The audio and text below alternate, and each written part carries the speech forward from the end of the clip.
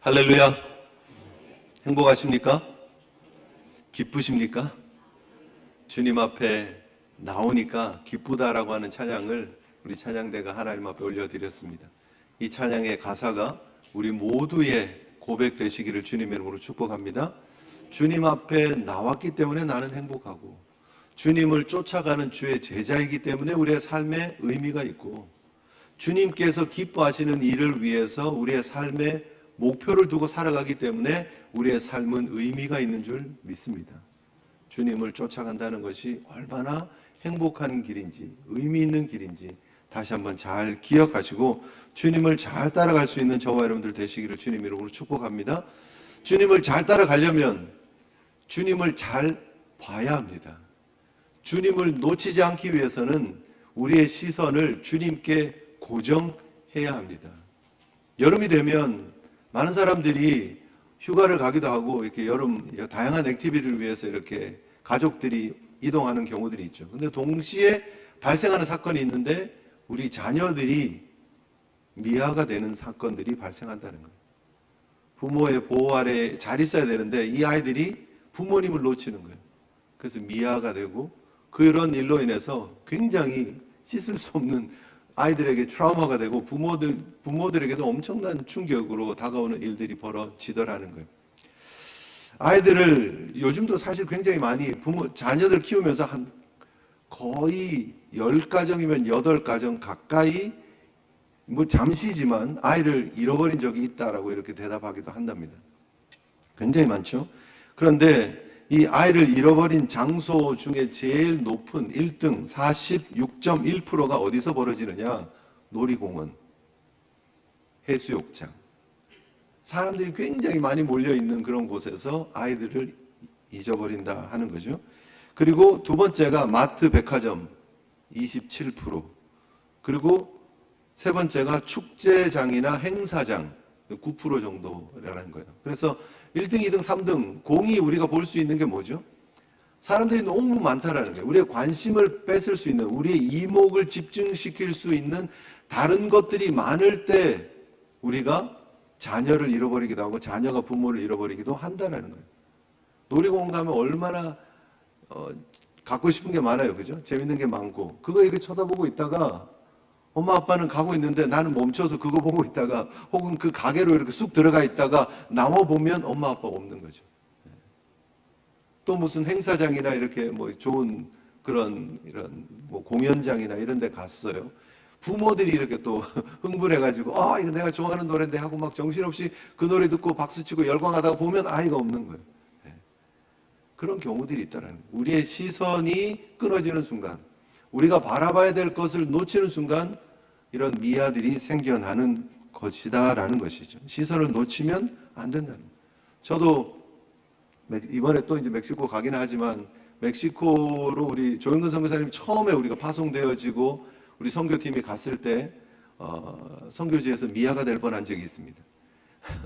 이게 요즘은 저희가 로밍이 다 됩니다. 그래서 가서 뭐 멕시코에서 서로 전화하고 이게 다 별 문제가 없었는데 그때만 해도 로밍 잘 안 해갔어요. 그냥 뭐 선교사님하고 늘 붙어 있으니까 별 문제 없으니까 그냥 갔었는데 하루 긴 일정으로 나갔었어요. 선교사님은 15인승 밴을 운전해서 앞으로 가시고 뒤에서 이제 차가 한 대 선교사님 차가 이렇게 쫓아가는 그런 모양으로 나갔다가 일 잘 보고 돌아오는 길인데 생각보다 해가 일찍 졌어요. 그래서 이제 점점 어두워지고 깜깜해지는데 어느 한 도시를 이렇게 마을은 아니고요. 좀 큰 곳을 이렇게 좀 지나서 다시 하이웨이를 타야 되는 곳으로 들어갔는데 선교사님이 턴을 몇 번 이렇게 했는데 우리는 잘 쫓아간다고 쫓아갔고 운전하시는 분도 그렇고 저도 선탑 자리에 앉아가지고 잘 쫓아갔는데 턴 몇 번 하고 났는데 차가 없어진 거예요. 그리고 나서 계속해서 뺑뺑뺑뺑 돌아봤습니다. 여기인가 저기인가 뭐 이렇게 다녀보고 길은 전혀 모르고요. 어디 있는지도 모르고 그리고 연락도 안 되고 막 조금 뒤에 차가 잘 따라오겠지 했는데 사라져버린 그 모습에 선교사님도 놀래고 저희들도 놀라고 그래서 시간이 꽤 조금 지났어요. 근데 마침 저희가 워키토키 있었어요. 이렇게 무전하는 거 있잖아요. 근데 굉장히 퀄리티가 낮은 아이들 장난감 비슷한 거를 이렇게 가지고 저희 두 대가 이렇게 이동을 했는데 가까이 붙으면 잘 돼요. 근데 조금만 떨어지면 이게 안 되는 거예요. 되다 안 되다 되다 안 되다 그렇게 했던 거가 있었는데 이렇게 계속 돌고 있었는데 갑자기 지직 하더니 한국말이 들리는 거예요. 네.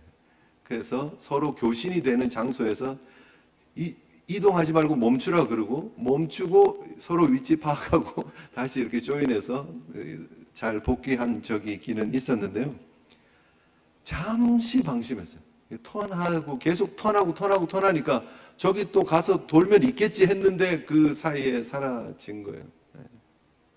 바짝 붙어 있어야 되는데 긴장했었어야 되는데 하이웨이 쭉 달릴 때하고는 좀 다르잖아요. 도심을 지나가야 되니까. 그런데 뭐 그런 적이 있었습니다. 어쨌든 중요한 건 뭐예요? 잘 보고 잘 따라가야 된다. 간격 두면 느긋하게 생각하면 사고 날 수밖에 없다라는 것이죠. 결국 여러분 우리가 주님을 따라가는 제자로서 중요한 것은 우리의 시선이 어디에 고정되어져 있는가, 우리의 눈이 제대로 보고 있는가 확인하는 것이 너무너무나 중요하다라는 거죠. 찰스 L. 알렌이라고 하는 목사님이 하나님의 정신의학이라고 하는 책을 썼는데요. 그 안에 보면 우리에게는 세 가지 시력이 있다라고 얘기를 합니다. 첫 번째는 육신적인 시력이 있죠. 그래서 뭐 우리 눈이 이렇게 가지고 있는 시력이 있잖아요. 눈이 좋은 분도 있고 눈이 안 좋은 분도 있고 그래서 교정하기도 하고 저도 이제 안경을 쓰고 이렇게 교정되어진 시력으로 여러분들을 분명하게 볼 수 있지만 안경을 벗으면 제가 난시기 때문에 여러분들이 상이 2개, 3개씩 이렇게 섞여서 보이는 그런 모습이죠. 근데 결국 교정을 해야 돼요. 그러지 않으면 건강하게 제대로 볼 수 없기 때문에 육신의 시력이 중요합니다. 근데 두 번째 시력이 있는데 그것은 정신적 시력이다라고 얘기를 해요. 이성이 밝아야 된다. 비판하고 추리하고 통합하는 사고적인 능력이 필요한데 그게 안 되면 굉장히 안타까운 인생을 살아갈 수밖에 없죠. 합리적으로 사물을 판단하고 이해할 수 있는, 그래서 총명하게 결론을 내릴 수 있는 모습들이 필요하다. 그래서 육신적인 시력도 중요하고 정신적인 시력도 굉장히 중요하다. 그런데 예수 믿는 사람들에게 또 다른 제3의 시력이 있는데 바로 그것이 영적 시각이다라고 얘기를 합니다. 하나님을 알아볼 수 있는 영의 눈이 있어야 된다는 거예요. 하나님의 뜻을 분별할 줄 아는 영의 시력이 있어야 된다는 거예요. 주님을 볼 줄 아는 영의 시력이 필요하다라는 거예요. 여러분들의 시력은 어떠십니까? 잘 보고 계십니까? 세상에 크리스찬으로 보냄받은 우리가 잊지 않고 기억해야 될 시력이 있는데 영적 시력이라는 거예요. 세상에서 우리 눈 좋은 거 가지고 누가 인정해 주지는 않죠. 정신적으로 시력이 좋으면 똑똑하다는 소리는 듣겠죠. 근데 거기에 머물면 안 된다는 거예요.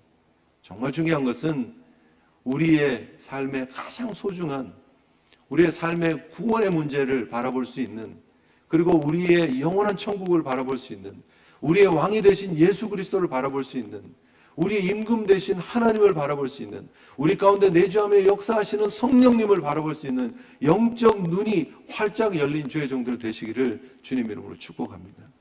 그게 막혀지면 굉장히 안타까운 인생을 살아갈 수밖에 없다라는 것이죠. 우리 지난 시간에 우리가 지난번에 우리가 살폈던 말씀입니다. 지난 주는 아니고요. 지난 시간에 예수님이면 충분합니다 라는 말씀 가지고 표적을 요구하고 있는 바리새인들, 율법 교사들에게 예수님은 너희들이 표적을 요구를 하지만 내가 너희들에게 보여줄 수 있는 표적은 요나의 표적밖에 없다라고 말씀하시는 부분을 우리가 살펴보았죠. 결국 그들을 향해서 뭐라고 얘기를 합니까? 너희들은 악한 세대다. 계속 표적을 요구를 하지만 그러나 너희들이 보지 못해서 계속해서 육적인 마음을 가지고 나에게 요구하고만 있는 것이, 끊임없이 요구하고만 있는 것이지 사실 너희들이 나를 거부하려고 하는, 배척하려고 하는 마음으로 제대로 보고 있지 못하다라고 말씀하고 계시는 것이죠. 그래서 결국 표적 지혜가 중요한 것이 아니라 십자가에 못 박히신 예수 그리스도, 그분이면 충분하다. 그것이 설교의 결론이었고, 그 예수 그리스도, 십자가에 못 박히신 예수 그리스도를 믿고 따라가고 신앙생활하고 있는, 종교생활이 아니라 신앙생활하고 있는 여러분들이 복된 사람들인 줄 믿습니다. 늘 영적으로 눈 뜨시고 주님 바라보시고, 세상이 아니라 주님 바라보고 육신이 아니라 영적으로 눈뜬 하나님의 사람으로 믿음의 길을 잘 걸어가시는 저와 여러분들이 되어야 될 줄 믿습니다. 성경에 보면 우리 주님께서 말씀을 하시면서 비유를 많이 사용하세요. 오늘 본문에도 우리가 보고 있는 것, 등불을 켜서 속이나 말 아래 두지 않고 등경 위에 둔다라고 하는 것은 비유예요. 빛이라고 하는 등불을 모든 사람들이 볼 수 있는, 밝히 볼 수 있는 곳으로 드러낸다라고 하는 그런 의미이잖아요. 마태복음에 우리가 이 말씀과 비슷한 비유를 우리는 이미 잘 알고 있습니다. 너희는 세상의 소금이고 너희는 세상의 빛이다. 그러면서 빛을 산 위에 있는 동네가 숨겨지지 못할 것이다. 사람이 등불을 켜서 말 아래 두지 않고 등경 위에 두는 것, 그래서 집안 모든 사람에게 비치는 것처럼 너희 빛이 사람 앞에 비치게 해서 너희 착한 행실을 보고 하늘에 계신 너희 아버지께 영광을 돌리게 해라가 마태복음 산상수훈 마태복음 5장을 통해서 우리에게 주고 있는 등불의 비유의 핵심입니다. 결국 예수 그리스도께서 빛이신데 그 빛을 받은 주님의 사람으로, 주님을 따르는 제자로 그 빛을 드러내는, 하나님께 영광을 돌려드리는 삶을 살아가야 한다가 그 등불의 비유의 핵심이었다면, 누가가 지금 소개하고 있는 등불의 비유는 조금 결이 다릅니다. 뭐냐하면 이 누가가 강조하고 있는 그 등불의 비유는 그 등불이 복음이다라는 거예요. 그 등불이 예수 그리스도시고 그 등불이 너무나 분명히 드러났다라고 하는 사실을 강조하고 있는 거예요. 드러났다. 밝히 드러났기 때문에 이것이 부정되어질 수 없다를 말하고 있는 거죠. 그래서 여러분 성경을 잠깐 앞으로 가서 8장으로 가서 한번 잠깐 보십시오. 8장 16절, 17절, 18절 한번 보십시오. 8장 16절, 17절, 18절 같이 한번 읽어보실까요? 시작. 누구든지 등불을 켜서 그릇으로 덮거나 평상 아래에 두지 아니하고 등경 위에 두나니 이는 들어가는 자들로 그 빛을 보게 하려 함이라. 숨은 것이 장차 드러나지 아니할 것이 없고 감추인 것이 장차 알려지고 나타나지 않을 것이 없느니라. 그러므로 너희가 어떻게 들을까 스스로 삼가라. 누구든지 있는 자는 받겠고 없는 자는 그 있는 줄로 아는 것까지도 빼앗기리라 하시니라. 지금 8장에서 말하고 있는 그 등불의 핵심은 뭐예요? 복음이, 예수님이 이 땅에 오셨고 드러났고 감춰질 수 없다라는 거예요. 더 이상 비밀이 아니다라는 거예요. 그 예수님은 이미 자신을 드러내셨고 그 예수님이 전하고 있는 메시지를 통해서 그 예수님은 누구신지가 분명히 나타나고 있다라고 말씀하고 계시는 것이죠.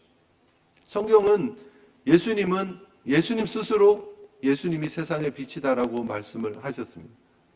그 빛이 이 땅에 비쳤다고 요한복음 1장에는 분명히 말씀하고 있습니다. 말씀이신 하나님이신 그분이 빛이 되셔서 이 어둠 가운데 비춰지셨고 우리 가운데 오셨다라고 성경은 분명하게 말씀하고 있다라는 것이죠. 시므온이, 우리가 누가복음을 통해서 이미 살폈지만 시므온이 왜 기뻐합니까? 그 빛을 보았다고 기뻐하는 거예요. 내가 그렇게 기다리던 빛이 내 눈앞에 있다라고 기뻐하는 거예요. 그 빛이 예수 그리스도시고 그 빛이 우리 가운데 오셔서 우리에게 복된 소식으로, 기쁨의 소식으로 주어졌다라는 사실을 우리는 기억해야 합니다. 그래서 누가는 그 빛이 너무나도 분명하게 더 이상 비밀이 아니라 밝게 드러난, 구약에서 선지자들이, 구약에서 그렇게 많은 하나님의 사람들이 기다리고 있었던 그 복음의 비밀이 감추었던 것이 때가 되어서 예수 그리스도께서 성육신 하시고 이 땅에 오심으로, 복음이신 그분이 우리 가운데 빛으로 오셔서 어둠을 밝히는 빛으로 오심으로 말미암아 드러난 복음이 되었다는 거예요. 감추지 않았다는 거예요. 그 드러난 빛 앞에 사람들이 반응하면 되는 거예요. 사람들이 보기만 하면 되는 거예요. 깨끗하게 드러난, 밝게 드러난 예수님의 빛을 보고 그 예수님께로 들어가기만 하면 되는 거예요. 오늘 본문에서 말하고 있는 것처럼 그 빛을 보고 들어가면 된다라는 거예요. 그런데 문제는 그 빛을 보고 들어가기를 거부하는 사람들이 있다는 거예요. 오늘 본문을 통해서, 우리 문맥을 통해서 쭉 봐야 되는 것은 예수님께서 이 등불의 비유를 주고 있는 이유는 그 등불이 비춰졌지만 그 등불을 거부하고 계속해서 표적을 보여달라고 얘기를 하고 예수님에게 딴지를 걸고 예수님이 혹시 자신들의 기득권을 피해를 주지는 않을까라고 생각하고 있는 그 종교 기득권자들, 빛을 빛으로 보지 못하고 종교로 바라보고 있는 그들의 안타까운 모습을 성경은 드러내고 있고 누가는 지적을 하고 있는 내용이다라는 것이죠. 결국 제대로 보지 못하니까 끊임없이 보여달라고 얘기는 하지만 그들은 보지 못하는 안타까운 모습을 보게 된다는 거죠. 결국 표적을 계속 요구했던 이유는 지난 시간에 우리가 살폈던 것처럼 그들은 끝까지 예수님을 자신의 이익에 자신의 삶에 도움이 되는지 안 되는지를 놓고 주판을 튕기고 있는 것이죠. 오병이어의 기적이 있고 난 이후에 예수님께서 많은 사람들이 예수님을 따르는 모습을 보고 하신 말씀이 있죠. 요한복음 6장 26절에 너희가 나를 찾는 것은 표적을 본 까닭이 아니다. 내가 표적인데 나를 본 것이 아니다라고 얘기를 하시는 거예요. 떡을 먹고 배부른 까닭이다.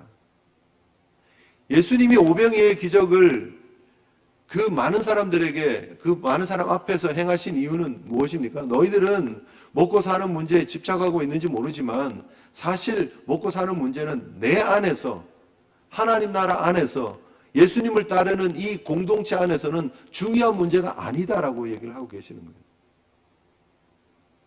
예수님께서 말씀하고 계시는 것은 구약에 출애굽한 그 공동체, 이스라엘 공동체에게 매일매일 만나가 내려온 것처럼 그 만나가, 실존하는 만나가 바로 너희들 눈앞에 있는 나 예수 그리스도다. 내가 바로 생명의 떡이다라고 말씀해 주고 계시는 것이 오병이어의 기적의 핵심이에요.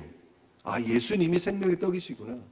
예수님이 만나의 실존이시구나 라고 하는 것을 보여주시기를 원하는데 그 예수님을 표적으로 보지 못하고 계속해서 배를 채워달라고 쫓아다니고 있는 안타까운 군중들의 모습을 보고 있다라는 것이죠. 그래서 예수님께서 오늘 본문의 말씀을 통해서 지금 주고 있는 도전이 있습니다. 너희들이 왜 이렇게 하고 있는지 내가 그 정답을 알려주겠다라고 말씀하시는 거예요. 너희들이 계속해서 나를 쫓아다니고 있고 내 말을 듣는 것 같기는 하고 나를 보는 것 같기는 하지만 그러지 못하고 있는 이유는 너희들의 눈이 어두워서라고 얘기를 하시는 거예요. 그래서 오늘 34절에 내 몸의 등불은 눈이다. 내 눈이 성하면 온몸이 밝을 것이고 만일 나쁘면 내 눈도 어두울 것이다 라고 얘기를 하고 있는 것입니다. 내 몸도 어두울 것이다 라고 말씀하고 있는 것입니다. 결국 눈이 제대로 보지 못하면 어둠 가운데 그대로 있다는 거예요. 육신적인 눈으로 보기는 봅니다. 예수님이 눈앞에 계시기는 합니다. 그런데 그 예수님을 표적으로 받아들이지 못하니까, 보지 못하니까, 영적으로 눈뜨지 못하니까 예수님이 그저 자신들의 이익을 방해하는 분으로만 보이는 거예요. 그래서 예수님은 지금 이제 계속 같은 문맥에서 지금 주고 있는 내용이에요. 계속해서 이 바리새인들과 유대인들을 향해서 끊임없이 메시지를 주고 계세요. 잘못 보고 있는 사람들, 아니 보지 못하는 자들, 예수 그리스도께서 빛이 우리 가운데 오셨지만 여전히 어둠 가운데 있는 이들의 모습을 지적을 하시면서 그들의 잘못을 눈에 있다라고 얘기합니다. 보지 못하는 데 있다라고 말씀을 하고 있는 것입니다. 결국 보지 못하는 이유는 그들의 마음이 다른 데 가 있기 때문입니다. 결국 우리가 본다라고 하는 것은 우리의 가치가 어디에 있느냐에 달려 있어요. 우리가 계속해서 육신적인 시선을 가지고 사는 것은 우리의 마음이 육신적인 가치를 추구하고 살기 때문에 그것만 보이는 거예요. 이게 굉장히 중요한 부분입니다. 사람은요, 어디에 가치를 두느냐를 두고 살아요. 그리고 그 가치를 품고 있으면요, 그 가치가 우리의 눈을 통해서 투영되어지고 보여져요. 그래서 계속 그것만 본다니까요. 예를 들면 우리가 돈의 가치를 두고 살면 이제 자본주의 사회 안에서 돈이 소중하지 않다는 얘기 아닙니다. 여러분 열심히 노력하고 애쓰고 수고하고 또 해서 건강하게 이렇게 돈이라고 하는 재화를 불리는 것이 중요하죠. 그리고 그거 가지고 하나님 나라를 위해서 일하는 게 굉장히 중요합니다. 그런데 거기에만 매여버리면, 그 가치에만 이렇게 얽매여 버리면 더 이상 그 너머를 보지 못한다는 거예요. 그것이 우리의 마음을 꽉 닫아버린다는 거예요. 그래서 여러분, 그 자본주의 안에서 우리가 바라보는 척도가 그런 것 같아요. 그래서 요즘 뭐 신문들이 이렇게 보면 한국발 신문이 굉장히 웃기는 뉴스, 저는 왜 이런 뉴스가 자꾸 나오나 하는 그런 뉴스가 하나 있는데, 연예인이 뭐 얼마짜리 건물 샀다 뭐 이런 게 왜 이렇게 자꾸 기사에 올라오는지 모르겠어요. 그죠? 뭐 몇 억짜리 집을 이렇게 샀다 뭐 그런 게 기사로 와요. 올라와요. 그리고 또 뭐 이렇게 좀 지나잖아요. 그럼 어디 뭐 샀던 건물이 얼마가 돼서 뭐 얼마가 뭐 이렇게 남겼다 뭐 그런 뉴스들이 나오더라고요. 그래서 뭐 연예인 누구가 건물주가 됐다. 연예인 누구가 뭐 얼마를 벌었다. 왜 뉴스가 나올까? 저도 고민을 해봤어요. 곰곰이 생각해봤어요. 많은 사람들이 그런 쪽에 관심이 있다라는 거예요. 그런 뉴스를 재밌어 한다라는 거예요. 그런 뉴스를 보면서 그 사람의 인생을 평가한다는 거예요. 야, 이 사람 성공했네 라고 얘기를 한다는 거예요. 시세가 오를 만한 건물 잘 사가지고 그게 뭐 몇 년 안에 몇 배가 뛰어서 그러면 그 사람 잘 산 것처럼 생각을 해요. 박수치는 시대를 살고 있어요. 그래서 몇 억 하는 그런 억억억 하는 소리가 나는 뉴스가 계속해서 끊임없이 올라오고 있지 않느냐는 거예요. 근데 여러분 반응은 어떻습니까? 그걸 보고 뭐 그랬나 보다 하고 대수롭지 않게 넘어갑니까? 아니면 그거 보고 부럽다 이렇게, 아니면 야, 이 사람 잘 살았네, 옛날에 한국에 올 때 그 건물 내가 파는 게 아니었는데 뭐 그 땅을 지금까지 갖고 있었어야 되는데 뭐 그러고 계시느냐는 거예요. 결국 내가 뭘 보느냐? 그것도 사실 그런 뉴스조차도 눈에 안 들어오는 분들도 있죠. 사실은 그런 신경 안 쓰고 사는 분들도 계십니다. 내가 어디에 가치를 두느냐에 따라서 그게 보이는 거예요. 그게 들리는 거예요. 여러분, 요즘 여러분들이 보고 있는 유튜브 영상들은 어떤 주제를 다루고 있습니까? 사실 그게 솔직히 말하면 이 정말 똑똑에 빠진 요즘 알고리즘 그 슈퍼컴퓨터가 우리의 마음을 다 알아가지고요. 내가 관심 있고 내가 조금 보려고 했던 내가 이렇게 그 가치를 두고 있는 그런 것들을 계속해서 보여주고 있는 거예요. 계속해서 그걸 보여주고 있는 거예요. 어떨 때 여러분 한번 이렇게 한번 보십시오. 여러분이 봤던 목록들 리스트를 한번 보십시오. 아, 이게 나구나. 그 마음이 있던 곳에 그 가치를 뒀던 곳이 그게 그대로 내 눈으로 가 있어요. 그리고 그거 보고 있어요. 시간을 보내고 있어요. 그리고 보고 아, 이게 이렇구나 저렇구나 하고 있다니까요. 사실 히스토리 지우기 전에 한번 보세요. 여러분 쭉. 아, 나 뭐 봤지? 뭐 보고 있지? 뭐 보고 시간을 보내고 있지? 내가 관심 두고 있는 것이 그대로 다 나온다는 거예요. 성경에서도 그렇게 얘기를 하고 있습니다. 누가복음 6장 우리 이미 살폈죠. 선한 사람은 마음에 쌓은 선에서 선을 내고 악한 자는 그 쌓은 악에서 악을 내나니 이는 마음에 가득한 것을 입으로 말한다라고 말씀하십니다. 결국 우리 안에 있던 것들이 다 드러나요. 감출 수 없어요. 다 표현되어지고 다 드러나고. 우리 자녀들이 우리 아이들은 왜 이러지? 라고 의심되고 걱정되십니까? 그러면 여러분을 보셔야 됩니다. 내가 보여줬던 것, 내가 표현했던 것, 내가 말했던 것, 우리 자녀들이 다 보고 듣고 배워가지고 그거 똑같이 또 따라가고 있는 안타까운 모습들이 있지 않느냐는 거예요. 그게 좋은 모습이면 너무너무나 감사한 일인데 그렇지 않다라면 나는 뭘 보여줬지? 라는 것이죠. 그래서 잠언 4장 23절에 모든 지킬 만한 것 중에 더욱 내 마음을 지키라. 생명의 근원이 이에서 남이니라. 결국 우리의 마음을 지키지 못하면 우리는 우리의 생명을 놓칠 수밖에 없는 안타까운 일들이 벌어진다라는 거예요. 주님께서 지금 표적을 요구하고 있는 그들에게 너희들의 눈이 지금 잘못되었다라고 얘기를 하시는 거예요. 그리고 그 너희들의 잘못된 눈은 마음으로부터 비롯된 것이다 라고 말씀을 하고 계시는 것이죠. 그래서 여러분 조금 앞으로 더 가볼게요. 마태복음으로 잠깐 가서 보시면 좋겠습니다. 마태복음 6장, 이 너무너무 중요한 부분이어서 한번 이렇게 같이 찾아서 보는 시간을 가졌으면 좋겠는데요. 마태복음 6장 21절부터 한번 보십시오. 21절부터 23절 먼저 읽겠습니다. 시작. 내 보물 있는 그곳에는 내 마음도 있느니라. 눈은 몸의 등불이니 그러므로 내 눈이 성하면 온몸이 밝을 것이요 눈이 나쁘면 온몸이 어두울 것이니 그러므로 내게 있는 빛이 어두우면 그 어둠이 얼마나 더하겠느냐. 이 지금 22절 23절의 말씀이 예수님께서 그 표적을 요구하고 있는 사람들에게 하신 말씀하고 똑같은 말씀 맞죠? 그죠? 그 말씀을 마태가 산상수훈에 끌고 가지고 온 거예요. 그런데 그 문맥을 잘 볼 필요가 있다는 거예요. 이미 마태의 결론은 뭐냐 하면 그들이 잘 못 보고 있는 이유는 마음이 잘못되었기 때문이다라고 얘기를 하는 거예요. 내 보물이 있는, 내가 보물이라고 생각하는, 가치가 있다라고 생각하는 그곳에 마음이 있다라는 거예요. 가치에 마음이 가치하고 있고 그거를 볼 수 있는, 가치를 볼 수 있는 그 기준이 결국 우리를 결정짓는다라고 얘기를 하고 있는 거예요. 그러면서 눈이 몸의 등불이어서 눈이 성하면 밝을 것이고 잘 볼 것이고 눈이 성하지 않으면 못 볼 것이고 어두울 것이다라고 얘기를 하는 거예요. 오늘 우리가 누가복음 11장 33절 이하에 살폈던 말씀이 여기 그대로 있네요. 그런데 이 문맥을 조금 더 보자는 거예요. 24절 보겠습니다. 24절. 시작. 같이 읽습니다. 시작. 한 사람이 두 주인을 섬기지 못할 것이니 혹 이를 미워하고 저를 사랑하거나 혹 이를 중히 여기고 저를 경히 여김이라. 너희가 하나님과 재물을 겸하여 섬기지 못하느니라. 아멘이십니까?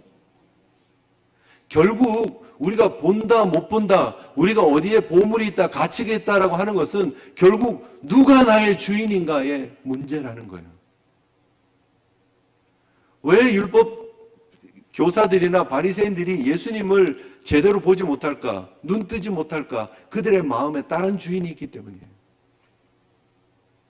어둠의 세력이 여전히 그들을 장악하고 있기 때문에 그래서 보지 못하는 거예요. 예수님을 보화로, 보배로 받아들이지 못하는 거예요. 자기의 온 소유를 팔아서 그 값진 진주를, 값진 보화를 사야 되는데 그러지 못해요. 왜요? 예수님이 보화라고 느껴지지 않기 때문이에요. 여러분, 우리는 어떻습니까? 여러분의 주인은 누구십니까? 예수 그리스도께서 여러분 인생의 주인이신 줄 믿습니다. 그 주인을 볼 수 있는 영적 눈이 열려있는, 그래서 그 영적 눈이 열려있는 상태로 여러분 온몸이 밝은 은혜의 축복의 길을 걷는 성도들 되시기를 주님 이름으로 축복합니다. 신앙의 핵심은 여기 있는 거예요. 내 인생의 주인이 바뀌었느냐 안 바뀌었느냐는 거예요. 두 주인 못 섬긴다니까요. 세상을 섬기든 재물을 섬기든 하나님을 섬기든 둘 중에 하나라는 거예요. 우리가 신앙의 길을 걸어간다, 우리가 신앙생활을 한다의 핵심은 뭐냐면 우리 주인이 바뀌었다라는 거예요. 이전에는 내가 주인이었어요. 이전에는 세상이 주인이었어요. 이전에 육신이 주인이었어요. 이전에는 돈이 주인이었어요. 그런데 이제는요, 하나님이 주인이시고 예수님이 주인이시고 내 안에 계신 성령님께서 주인이신 줄 믿습니다. 그리고 그 예수께서 우리에게 전해주신 그 복음, 예수 안에 있는 새 생명, 새로운 창조의 역사, 그것이 우리에게 주신 보물인 줄 알고 그 보물에 우리가 올인하면서 믿음으로 걷는 것, 바로 그것이 신앙생활이라는 거예요. 잘 보고 계십니까? 여러분의 영적 시선은 괜찮으십니까? 혹시 두 주인을 섬기고 있지는 않습니까? 여러분, 눈이 어두우면 빛 대신 예수 그리스도를 볼 수 없어요. 여러분, 눈이 어두우면 여전히 세상 것 추구하고 세상 것 바라보고 세상의 가치에 빠져서 살아갈 수밖에 없다라는 거예요. 6장 24절까지 우리가 봤는데 6장 25절 이후에 보면 새로운 삶의 기준이 나오죠. 목숨을 위하여 무엇을 먹을까, 무엇을 마실까, 몸을 위하여 무엇을 입을까 염려하지 마라. 왜요? 하나님이 책임지신다는 거예요. 주인이 바뀌면, 하나님 우리 인생의 주인 되시면 우리가 염려하고 근심하고 걱정했던 그 모든 것들이 하나님 안에서 해결되어진다는 거예요. 여러분, 이것이 예수 믿는 기쁨입니다. 아까 시작하면서 기쁘십니까? 행복하십니까? 라고 말씀드렸는데 왜 행복하십니까? 주인이 바뀌었기 때문에. 주인이 바뀌었기 때문에. 하나님이 우리 인생의 주인이시기 때문에. 그분이 우리의 삶을 책임지시기 때문에. 물론 우리의 삶에 여전히 어려움이 있어요. 고난이 있어요. 아픔이 있어요. 여러 가지 문제 놓고 우리가 기도하기도 하고, 그것 때문에 쩔쩔매기도 하고, 그냥 앞 사방이 콱콱 막혀 있는 것 같고 힘들기도 하고. 그런데 그럼에도 불구하고 그 시간에 여전히 하나님이 우리의 주인이신 줄 믿으시기를 바랍니다. 그러면 문제들이 달리 보인다는 거예요. 상황이 똑같지만 그러나 그 배후에 하나님이 일하고 계시고 하나님이 우리의 주인이시고 하나님 우리의 왕이시면 우리의 마음이 달라진다는 거예요. 그리고 우리가 새로운 시선이 생긴다는 거예요. 그 영적 시선으로 세상을 바라볼 수 있게 된다는 거예요. 그래서 먼저 그의 나라와 그의 의를 구할 수 있는 변화된 삶을 살아갈 수 있게 된다는 거예요. 힘들지만 어렵지만 그런 결심을 하게 된다는 거예요. 더 이상 세상 보고 좌절하지 않고 현실 보고 좌절하지 않고 하나님 나라, 하나님 의 바라보면서 주먹 쥐고 그냥 오금니 꽉 깨물고 그리고 전진해야지, 하나님 바라보고 나아가야지 하게 되는 줄 믿습니다. 우리 사랑하는 성도 여러분, 우리의 삶에 영적 시선이 열리는 저와 여러분들 되시기를 주님 이름으로 축복합니다. 오늘 본문에서 말씀하고 있는 것처럼 우리 눈이 어떤지, 우리 내면이 어떤지 살펴보고 점검해야 된다라고 분명히 말씀하고 있습니다. 내 속에 있는 빛이 어둡지 아니한가.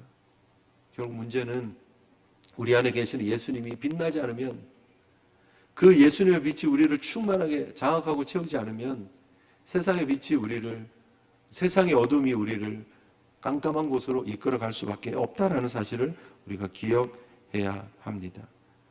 직장 하나 바뀌어도, 주인 하나 바뀌어도 그 주인이 뭘 원하는지 신경 쓰잖아요.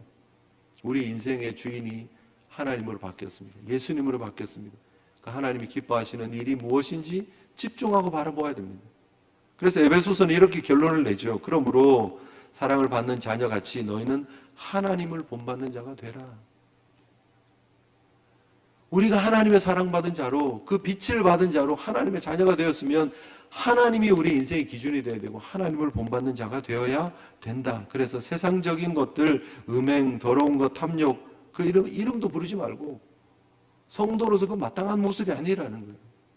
새로운 삶이 우리 가운데 주어졌음을 기억하고 하나님이 원하시는 삶을 살아야 된다. 너희가 전에는 어둠이었지만 이제는 주 안에서 빛이라. 빛의 자녀처럼 행해라. 빛의 열매는 모든 착함과 의로움과 진실함에 있느니라.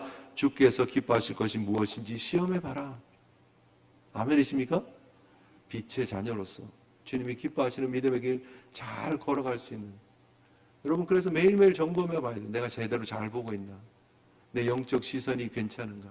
돌아보시고 성령의 도우심 가운데 하나님의 나라를 보시고 성령의 도우심 가운데 빛 대신 예수 그리스도를 보시고 그분의 일하심, 그분의 능력 바라보고 믿음으로 전진하시는 저와 여러분들 되시기를 주님 이름으로 축복합니다.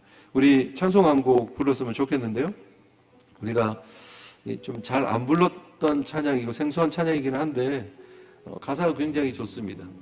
우리에게 주는 도전이 있어서 이거 함께 불렀으면 좋겠는데요. 주님이 우리를 빛으로 부르셨다. 그래서 우리가 그 부르심 따라서 살아가야 된다라고 하는 그런 찬양인데요. 가사를 우리 믿음의 고백으로 하나님 앞에 드리면서 함께 찬양하는 시간 가졌으면 좋겠습니다.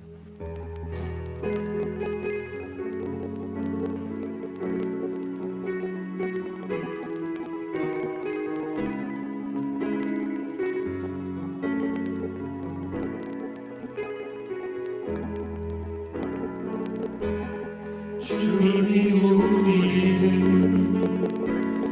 빛으로 부르셨으니 부르심 따라서 나서기 원해.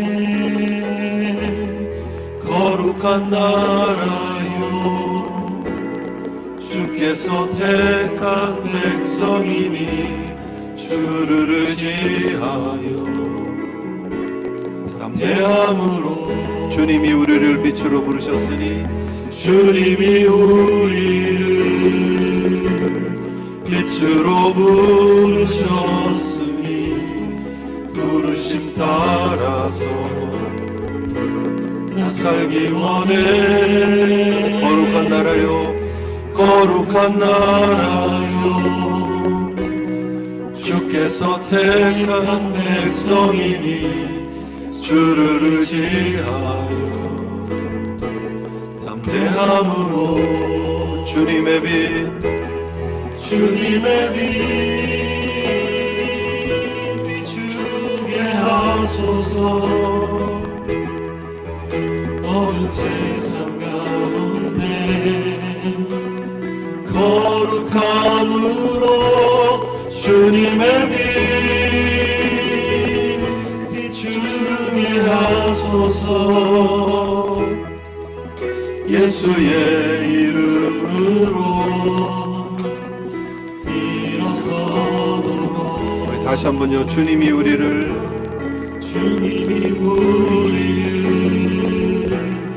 빛으로 부르셨으니 부르심 따라서 나 살기 원해. 거룩한 나라요 거룩한 나라요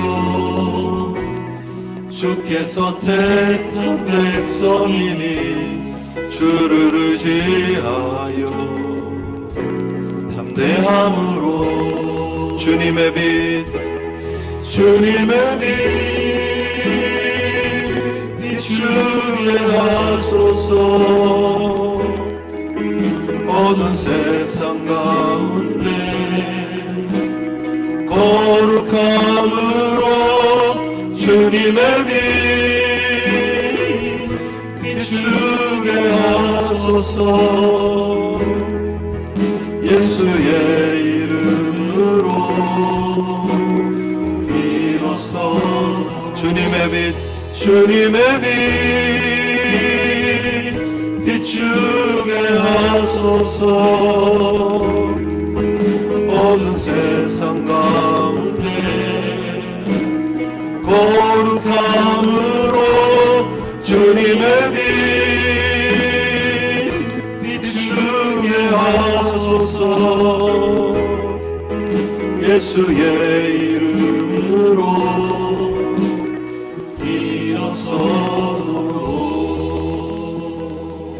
아멘.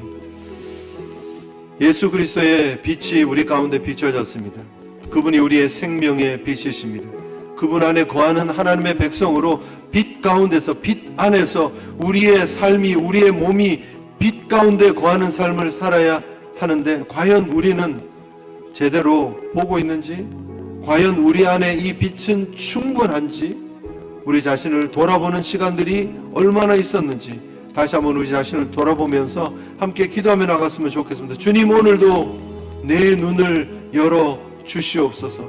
참빛이신 예수님의 그 충만한 능력의 빛이 나를 온통 채울 수 있도록 도와주시옵소서. 하나님이 이 세상에 비추고 계신 그 등불, 그 예수 그리스도의 등불이 여전히 세상을 향해 힘차게 비춰질 수 있도록, 또 우리를 통해 드러날 수 있도록 하나님 빛 가운데의 길을 걷는 저희들 되게 하여 달라고 우리 함께 결단하면서 기도하면서 나갔으면 좋겠습니다. 함께 통성으로 기도하시겠습니다.